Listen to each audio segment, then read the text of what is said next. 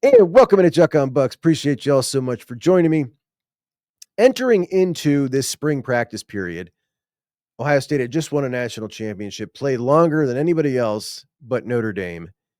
And coming into it, Ryan Day, and not just Ryan Day, but a lot of coaches throughout the country were talking about the spring practice period not really making a ton of sense anymore with the calendar, playing so late. If you are one of those teams that plays really late, and several coaches were talking about, we need to switch to OTAs. We need to maybe do a few here in the spring and a few here in the summer and kind of split these 15 practices up. A lot of ideas floating out there. You had the cancellation of spring games. Ryan Day said about Ohio State's spring game that it was going to look different than it had in the past. And he has since changed his mind on that. The program released saying that they're changing the name from the showcase back to the spring game, etc. But as far as spring camp was actually going to go, he said it was going to be different. And then he got in there. He got into spring camp. Now, it didn't make sense to me why it was going to be different because while, yes, these guys all played a very long season, you had so many guys leaving. And while these guys who are jumping up into new starting roles have experience in most cases, they're all pretty experienced, they're still first-time starters. So here is Ryan Day talking Monday about this spring, how it went, and what he would like to see happen. Got about a week and a half into spring and realized, the guys who left played a lot of football. The majority of these guys haven't played a lot of football. We need about 5 more weeks of spring football. We do. So we're going to petition the NCAA to see if we can get 5 more weeks, but I don't think they're going to pass that one. So it's actually become one of the most physical spring balls we've ever had. Now, guys like Caleb, guys like Sonny, some of the older guys, we've kind of pulled out a little bit. We've played a little bit more with the 2s and the 3s, getting those guys more and more reps because they need to play. They haven't. He must have had a national championship glaze over his eyeballs to not realize that going in, but he realized it quite quickly that they had a lot of work to do. And I can't wait to see the work that they've done this Saturday at the Shoe. It's going to be so much fun. See the guys in the uniforms again. I can't wait. Also, on Sunday is the Elite 11 in Massillon. And that's going to feature not just some of the best quarterbacks, but they also got some all-22 going on there. They're going to have every position, some of the best prospects in the entire Midwest. There's only, I think, 11 Elite 11 regionals, and we got one of them right here in Massillon. Brady Edmonds will be back in town. I will be there. Your little old Juck on Bucks got press credentials, right? We got press credentials to be there to cover the event, which we will be. I'll probably talk to Brady, show you that on here, and whoever else we bump into, some of the high-level prospects that we talk about on the show. So a busy weekend for me. When we listen to Ryan Day on Monday, I think he's very optimistic about a lot of areas. I don't think he's optimistic about one particular area. When we look at the offense, when you look at the wide receiver room, we are not wanting for anything. You got high-level starters. You got excellent depth. The tight end room with Max Clare and Jelani Thurman coming around, Bennett Christian and Will Kazmarek, freshman Nate Roberts. You've got really high-level talent, and you've got a lot of good depth. When we look at the offensive line, very solid interior of experienced guys who went against the best of the best in the country and came out on top last year to win a national championship. On the outside, you got Ethan Anyanwa, who just got his black stripe removed, so things are going pretty good with him. Phillip Daniels and Ian Moore, the potential of Austin Siereveld. I feel really good about this offensive line. At running back, you bring in transfer CJ Donaldson to help you out from West Virginia.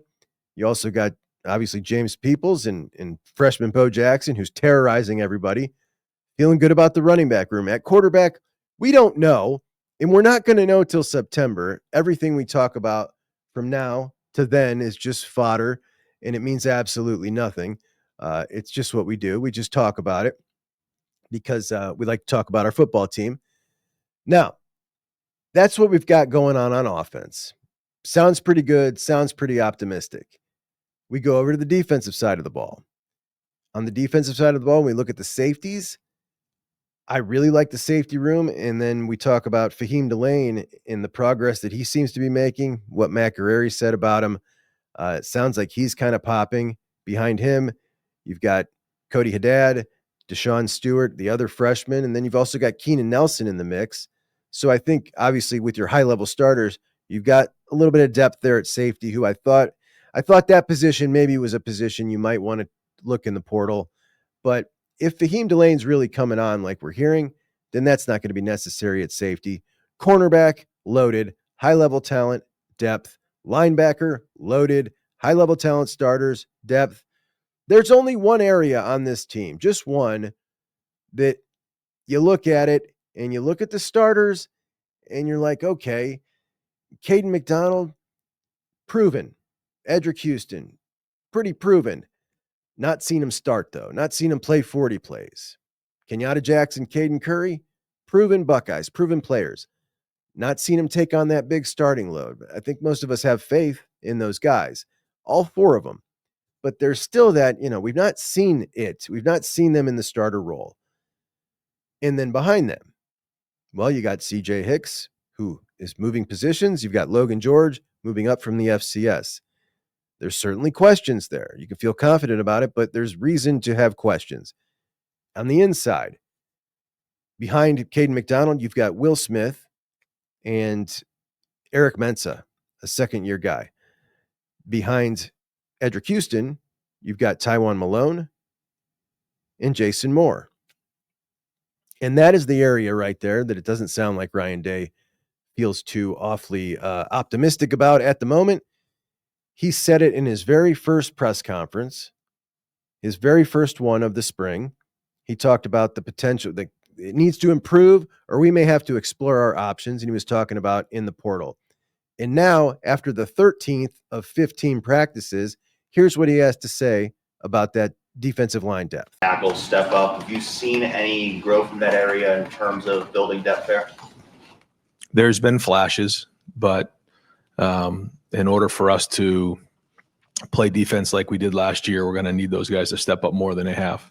I think, again, there's ability there, but consistently playing at a certain level is something that's a challenge that I know that Coach Johnson is going to be pushing these guys for over and over again. And we need these guys to step up in a big way. I think that guys have gotten better for sure. I think you're seeing it. But in order to be where we need to be next year, there needs to be more and more growth as we move forward. A lot of flashes and a lot of ability, which he told us when he says flashes, it means it's not consistent enough. You can get consistent. He said there's ability. So it sounds like he's got the talent, right? It's just not consistent enough. But here's the deal. The portal opens on April 16th and it closes on April 25th. So what's he going to do? Is he going to roll the dice? Is he going to roll the dice and say, I'm good with what we got here? We've seen enough flashes. We believe that we're going to make him consistent by the time the season starts. Or is he going to be not just looking in the portal, because they always look in the portal, seeking in the portal? And seeking can mean more than just, I see the names on the list that are in the portal. Those are our options. Seeking can mean trying to drum up another option that may not be on that list yet, because sometimes that's what seems to happen for other schools. They enter the portal, but their names weren't in the portal, and they have a no contact list on their name. Don't contact me, meaning they already know where they're going. So things were backdoor channeled. What's Ohio State going to do with the defensive line when it comes to the portal? That's the question for the chat today. What do you want them to do? Do you trust in the pieces that they got right now? Do you trust that it is championship level depth on that defensive line? If so, why? I'd love to hear from you guys. What are we all thinking about this now that we've heard from Coach as we now exit spring, saying the same thing that he said when we entered? And I think that he is very calculated in what he says behind that podium. I think the first couple of times, this is now the third time he's said this about this group. He doesn't air out laundry like that on people unless he wants them to hear it. So he's letting them know, not been good enough. We need to see more growth. Practice number 1. And then it happens again, like practice number 5.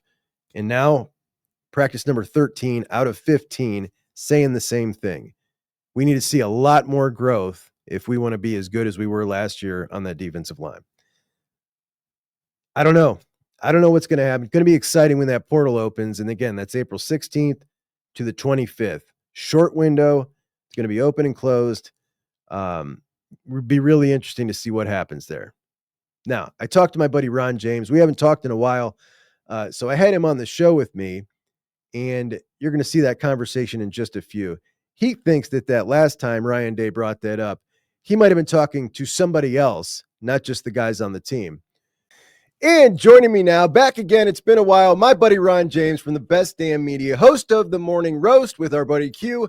They're taking a little hiatus. Ronnie, how you doing? When's the show coming back? We will be back for the start of the season. We usually start the first day of a fall camp, so we're looking to get started back then. Okay, awesome.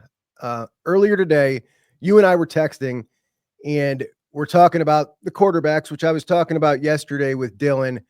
And I was like, man, well, why don't we just do a show? So we're just going to do a segment and go over a couple things for you guys. Now, this gets people angry. I found that out yesterday.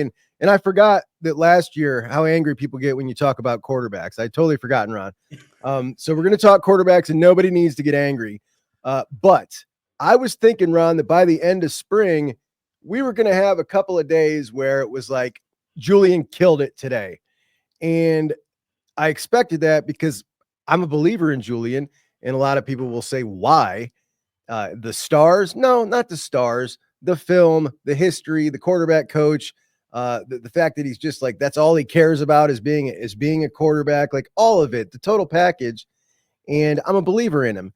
And I just would have thought coming out of this spring, year 2, that we would have heard a little more momentum from Julian.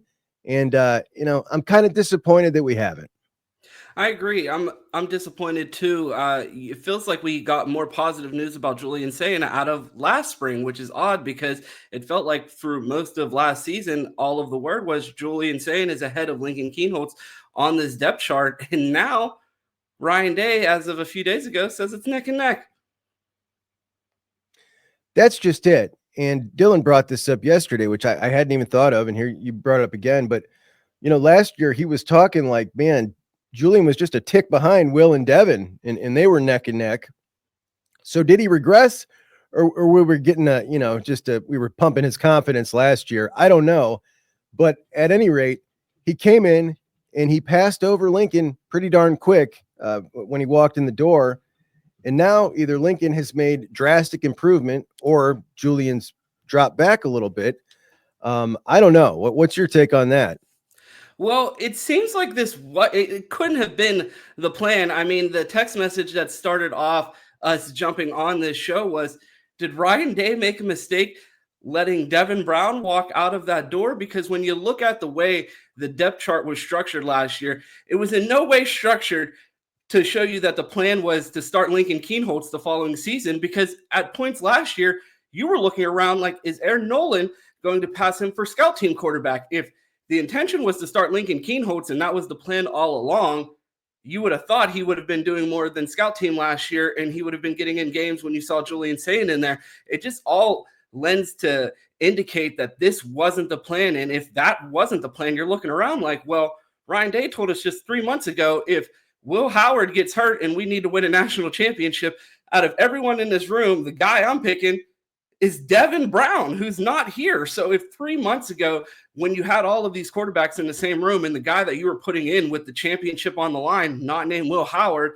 is Devin Brown, he's now at Cal, and now you have Lincoln Kienholz and Julian Sayin. It just makes you wonder, what are we seeing some sort of regression with Julian Sayin? Because it felt like with the departure of Devin Brown, it was setting up for the future to be Julian Sayin. Because, I mean, even if you look back at the last time we saw the two guys that Ryan Day left the quarterback room to, Julian Sayin and Lincoln Kienholz, neither one of them had great showings in the spring game the prior year. So, I mean, we talk about all of the talk coming out about the quarterbacks this spring. I mean, it doesn't sound as high of praise as we heard from Devin Brown in the springs in the past 2 years. It felt like these battles were much closer. And now it seems more like Julian's letting Lincoln in the door versus Lincoln taking an ascension, which makes me concerned because 3 months ago, Ryan Day was telling me this was the 4th best quarterback on his roster. So either he's taken a miraculous step in 2 months without being around the team, or there was a miscalculation somewhere. You always drive home a point well, Ron. The spring game coming up here this weekend, which, before we talk about the game itself, I just want to say I am so impressed with Ryan Day and the crew jumping on Matt Rule's kind of, we're going to cancel the spring game type deal, making it the showcase, saying it'll look nothing like it has before. Not nothing like, said it won't look like it has in the past, and did a total 180 on that. And in the program releases a statement saying, we heard you. I think it's really cool and so rare that we see that a college program listening to its fans and kind of reversing course on that. So big kudos to them for that. Anyway, I'm heading down to the spring game. I'm really hoping both those guys show out, but most importantly, so somebody said to me, like, I'm rooting against Lincoln Keenholz. Of course, you always get that, which is not the case at all. I want them both to play great, and whoever wins the battle wins the battle. Like Lincoln Keenholz, look at him, and he's fantastic. He's a great athlete. Like if he was an elite quarterback, I would love it. He'd have it all, right? If he was an elite arm, he'd have it all. I just think Julian is the guy that has that quality, which I really like in a Ryan Day system, an elite arm talent. And if we go down and see them both show out, that's great. If neither of them do, I think we're in for a very long dead period between now and fall camp, where this is going to be a whole lot of talk about this.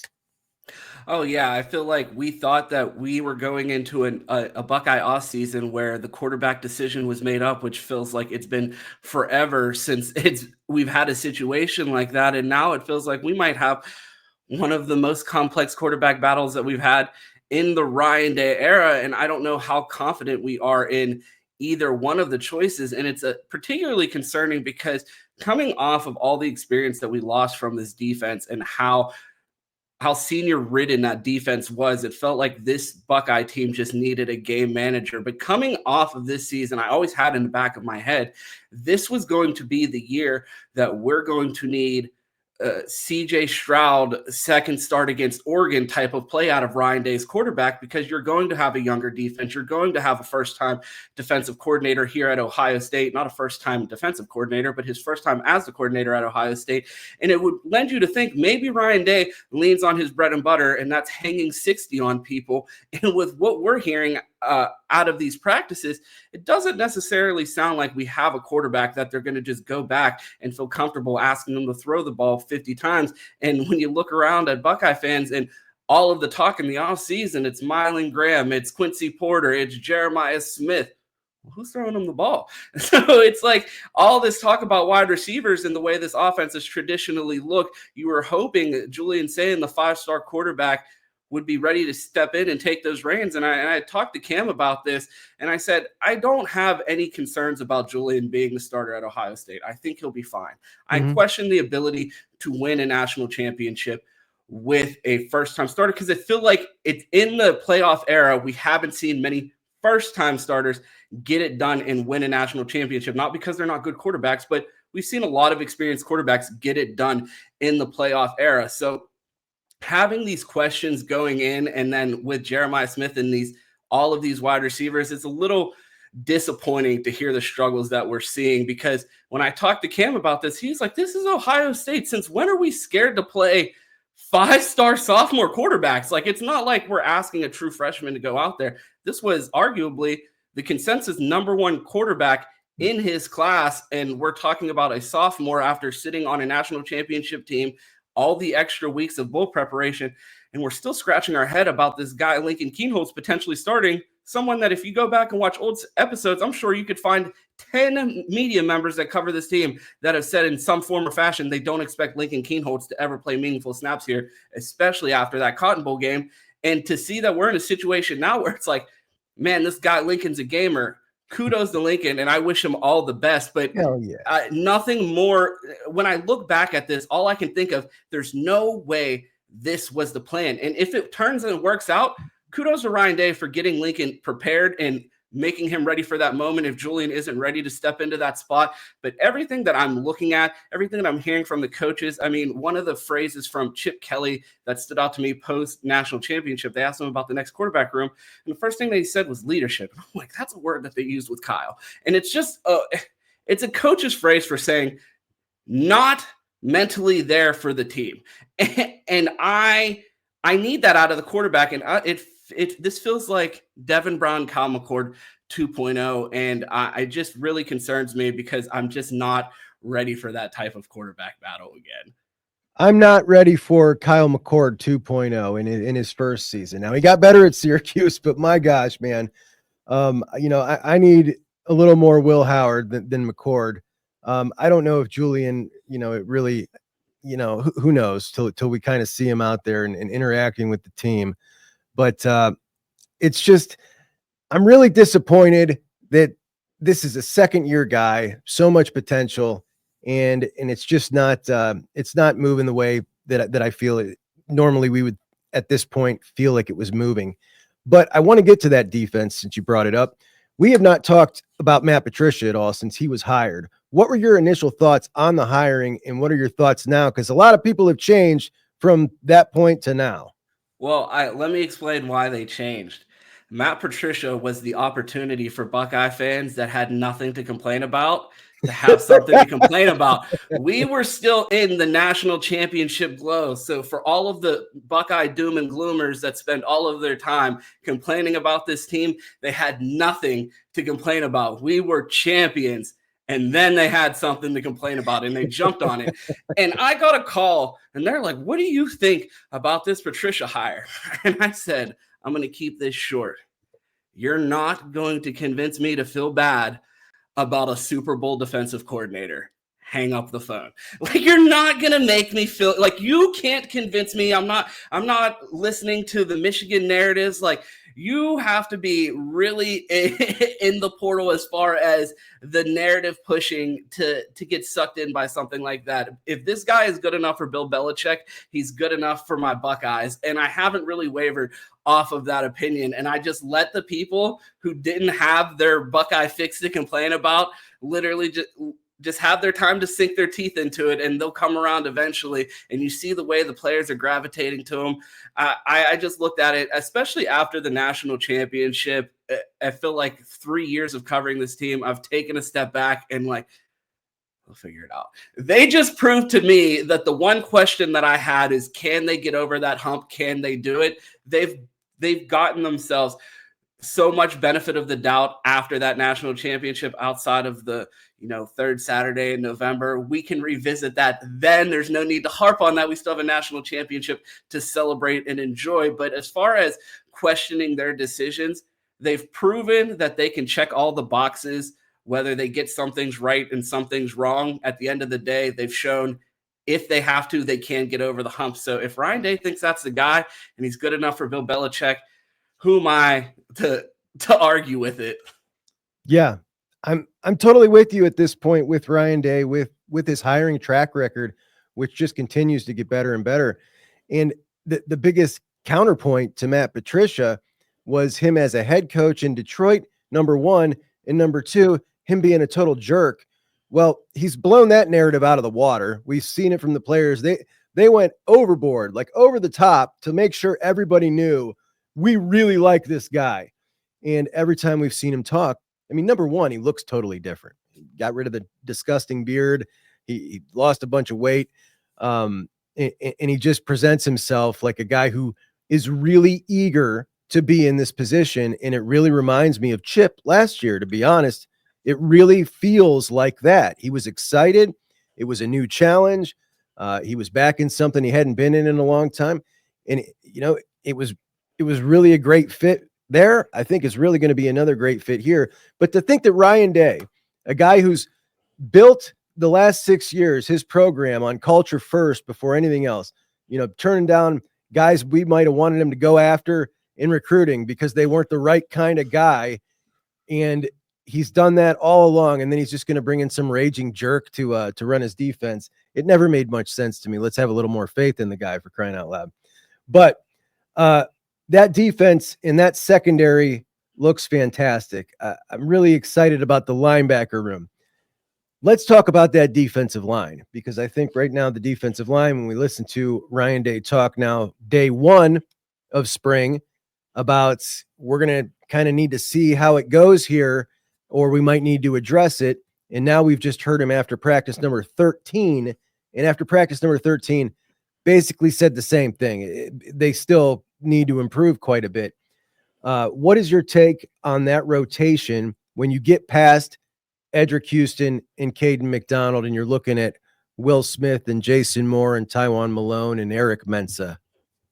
I mean, I feel like Ryan Day in the press conference was dog whistling to the portal, like, "Hey, anyone want to come play defensive tackle for the Buckeyes?" Because I feel like he's warned these guys multiple times throughout the spring that, hey, I need to see something from this defensive line, and some of these depth pieces are going to need to assert themselves. Tywan Malone, a guy that they went out and got out of the portal, someone that we thought might have contributed earlier in his career here, getting passed by a guy like Will Smith Jr., where I feel like people, when they hear the name Will Smith Jr., they think of the recruiting ranking when he committed, because he committed so early. And then he came that summer, his junior year, going into his senior year, in camp with Larry.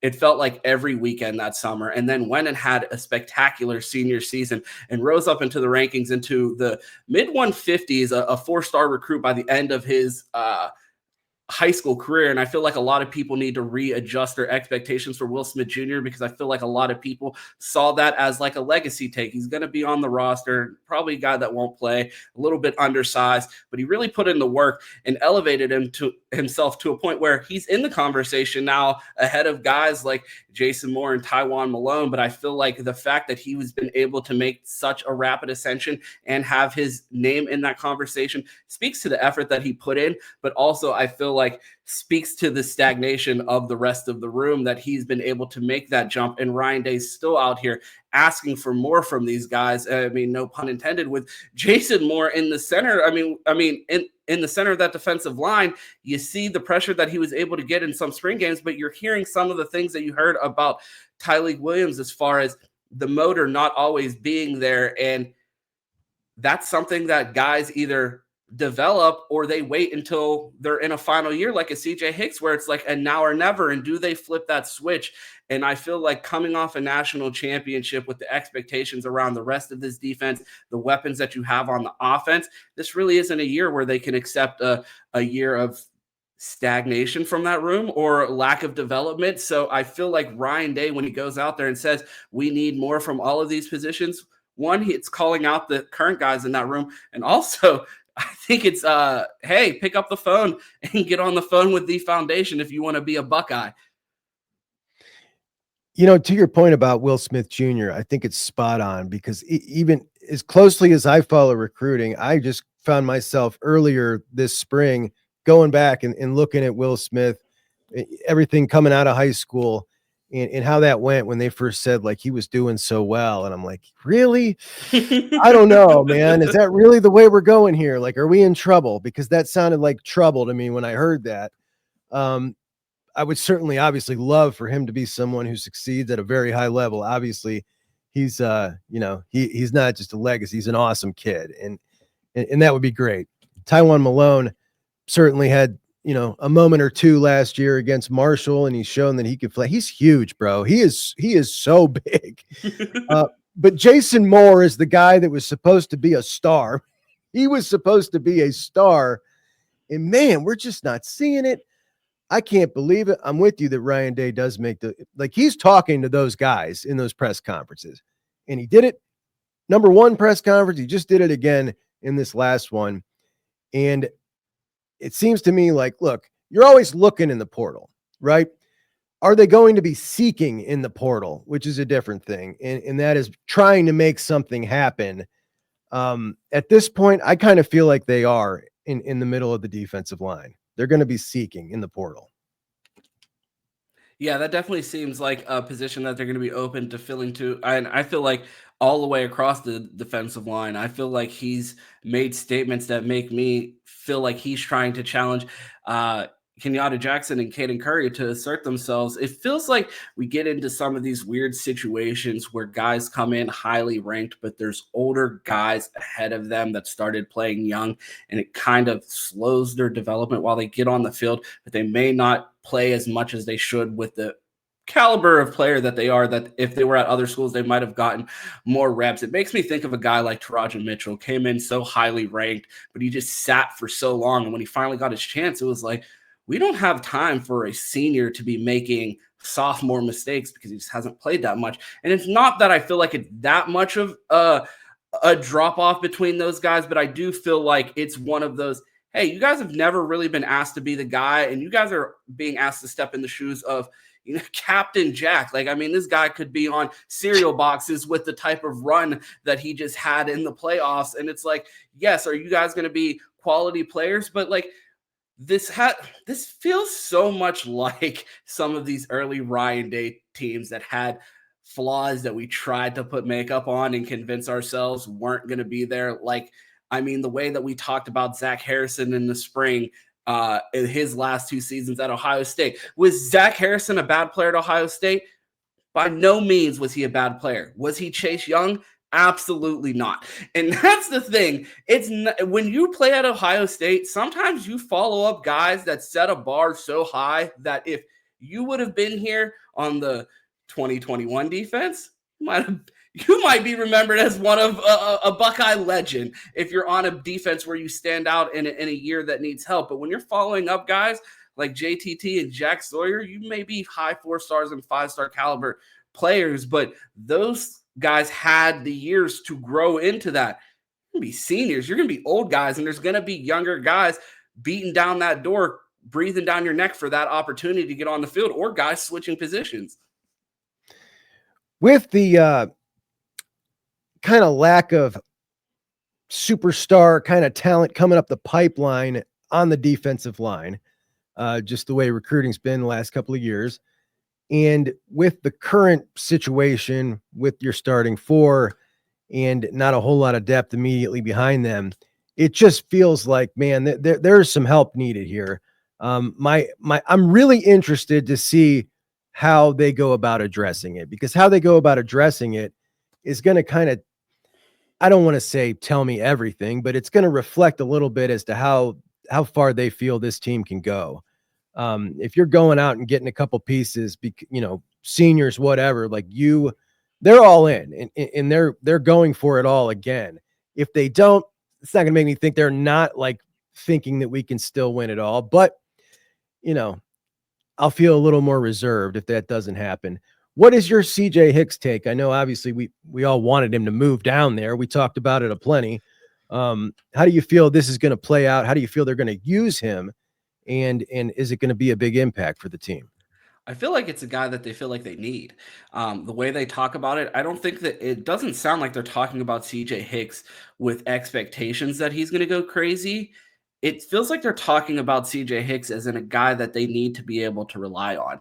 Like, Yeah. Hey, we don't really have much time to wait for you to figure this out, and we're not exactly confident with the depth in that room. So if you commit yourself, you're going to have an opportunity. And what that looks like, we'll see. But it seems like the door's wide open for CJ Hicks to contribute. I don't know if he's going to do it. I've been one of the largest supporters of CJ Hicks, but there's just sometimes where he's on the field that he just looks a step slow out there. And it's not like he's athletically slow. It feels like he's thinking a beat out there. And I don't know if maybe closer to the line of scrimmage where it's more see ball, get ball, and less trying to make reads from the linebacker position and asked to do more things in space as far as coverage. Does that allow him to play more free? I mean, he spoke glowingly about his strength and his confidence going against tackles and bigger guys. So my hope is, I feel like it's all on CJ Hicks to put it all together. It's kind of a now or never type of opportunity for him. And for a guy that came in so highly touted, especially, it's not just the expectations that come in with 5 stars. I feel like there's a especially high expectation that comes in with Ohio 5 stars, because it's you listen to the people in the South talk about Ohio recruits, and it's like, they're a step slower. They don't play spring ball. They don't think the game is fast because they're not playing year round. And like Buckeye fans, when they get an Ohio 5-star, it's like a reinforcement of we play ball up here. Like we still play football in the North. And it's like, hey, we got special kids up here too. And you want, when you see a guy like that with a name like that, I mean, CJ Hicks was ranked higher than Harold Perkins coming out of high school. And it's like, to not have the tape and the highlights to show for it, it's just a guy that you want to root for bigger things than just CJ Hicks. It feels like it's bigger than CJ. And I feel like that's what's kind of riding on this. And that's why I feel like a lot of Buckeye fans don't want to let go of that hope of everybody's, oh, well, it's just recruiting rankings. It's like, no, it means more in Ohio. It's different. Yeah, I'm totally in agreement with you that the message coming out and the way they're talking, it really does sound like we're really relying on this here to work, and Logan George as well. But it does feel like that, and Larry really going all in on teaching him everything. Like, we're not talking about a gadget guy. We're not talking about a weaponized version. He needs to play defensive end. He needs to set an edge. He needs to be able to tackle the running back. And, he needs to be able to do it all. And, like you said, I also was at a point for a long time where I had so much anticipation and hope for what was going to happen that I've just kind of reached I've just got to see it at this point now, which I think is a pretty rational point of view. But boy, I've been browbeat for that point of view quite a bit. But of course, I've been a little bit more of a big mouth about it than that. When we look at CJ Donaldson, now you out of Pittsburgh, you got family that roots for Pitt, season tickets with Pitt. He's out of West Virginia. Were you familiar with him before? What's your take on him? Actually, I was familiar with CJ Donaldson. It's funny. Not through the Pitt West Virginia rivalry. I ended up inquiring about him after this, but he got an insane card on NCAA last year. On Ultimate Team. And I'm like, who the hell is this running back that is 6'3", 240 pounds in the video game? Like, I need him on my team. So I was familiar with him because he had the absurd measurables in the video game. And that's what made me look into CJ Donaldson. So when I heard the name, I was like, freak show running back. Like, absolutely. I don't even need to put on the tape. I love the measurables, and you put those measurables paired with a guy like Carlos Loughlin, I feel like it's a recipe for success. And to hear about the weight that he's dropped since getting to Ohio State, because I mean, he went to West Virginia initially to play tight end, and I feel like that's why he carried so much weight, because he never really dropped it. He's just a bigger back. And to think about how big he was at close to almost 250 pounds, to think about the difference that we saw in Mayan Williams going from like 233 down to like a 218, and the style of runner that he became, how much shiftier he was, the extra burst of speed that we saw out of Mayan. I feel like we're headed towards something like that with CJ Donaldson, but not just CJ Donaldson. When I look at that running back room, it has one of those first off the bus vibes. Like, it looks like one of those old Georgia running back rooms where it's like, how do they have a seventh running back bigger than our defensive end? That just doesn't make sense. So it feels like a lot of things with this Ohio State program in general, whether it be the running backs, whether it be the coaches getting their second chance with Chip Kelly and Matt Patricia. It feels like a lot of things that we used to attribute to Alabama and the SEC. You're starting to see those things stand out in the sport in the Big Ten, and I just love to see that. Ohio State's now the new place for coaches to rehab themselves. It's the place where we just stack talent on top of talent, and if it sits, oh well, hit the portal. Like that cutthroat mentality, but also exhausting every resource at everything that they do, whether it be coaching staff, talent acquisition. It feels like the Buckeyes are all in, and it felt like for a long time we weren't all in. We were doing enough to make the fans not scream at us. And it was like, Ohio State has the money and resources to make them change the rules in the sport. It's like, it feels like when you start dunking in the NBA, it's like, oh, no more dunking. It's like the Buckeyes, if they decide to really utilize their resources, and you see the North, like Michigan and Ohio State, decide, hey, we're going to spend money like you guys did in the South and see how much fun everyone's having. They don't seem to be having as much fun in the South anymore. They're not. They're not. Yeah, Ohio State muscle. We'll get four offensive line coaches. It's not going to work, you know? Last one, Ron. You have always been just massive in on the SFE guys. We've now got BI, who has lost a couple of pounds. He looks so much faster. He actually got to talk on Wednesday, talked about being a little slimmer and just feeling so much faster. Carnell Tate being referred to as a leader in the wide receiver room. Quiet Carnell, now a leader. Things have come a long way, man. I love this wide receiver room. I can't wait to see the new, quicker, faster BI out there on the field in a game. Love his leadership. Guy's a fan favorite, and this year he's going to go like through the roof with that stuff, like just being the dude. Absolutely. I can't wait to see this iteration of Zone 6. It's been something that I have been talking about since the start of me picking up a microphone with Ohio State. It's been very big on this crop of SFE receivers. One of my hot takes when we first started the show was I guarantee a national championship from the 2023 wide receiver class. Check. And the other big thing was if we ever see the original OT7 national championship team of SFE come together at Ohio State, I feel like these guys are going to win. It seems like now potentially 2 national championships at some point. If they don't get it done this year, I feel like with that talent in that wide receiver room, that combination of guys is a group of winners. And you talk about Carnell Tate having the leadership.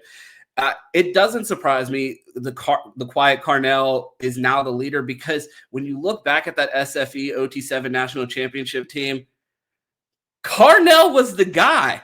Brandon Ennis was the guy. And then there was these 2 young superstars that are helping out this team, Jeremiah Smith and JoJo Trader. But the guys were Carnell Tate, star wide receiver from IMG, and Brandon Ennis, only 5-star committed to the entire Big Ten. So my expectations for these guys are through the roof. And that's part of my disappointment with the quarterback, because it's like I've been waiting years to see this collection of guys together. And I really want to see someone out there that's able to maximize their potential, because I've seen the nightmare that those 3 on the field together has been. And I just can't wait to see what Brandon's able to do. I see he's had a lot of criticism on the timeline, even from his own fan base, of people jumping base to the Mylan Graham bandwagon and all of these things. That I heard you talk the other day about his speed during the Penn State game.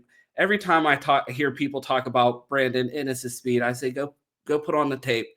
They talk about is South Florida speed. You go find me video of Brandon Ennis getting caught from behind in high school. It doesn't exist. So you could call him slow all you want. He's taken pounds off.